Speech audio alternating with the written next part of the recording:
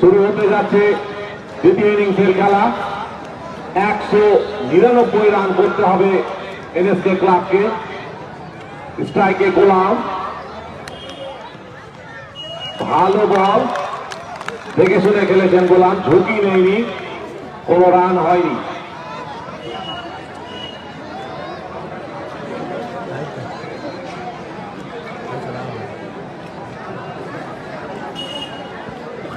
ঈদগাহ প্রান্ত থেকে বল করছেন শামসুল। স্ট্রাইকে লেফট হ্যান্ড ব্যাটসম্যান গোলাম।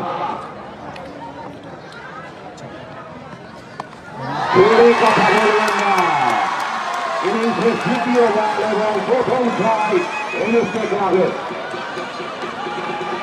ছয় দিয়ে শুরু হয়েছে এনএসকে ক্লাবের স্কোরবোর্ড। গোলামের ব্যাট থেকে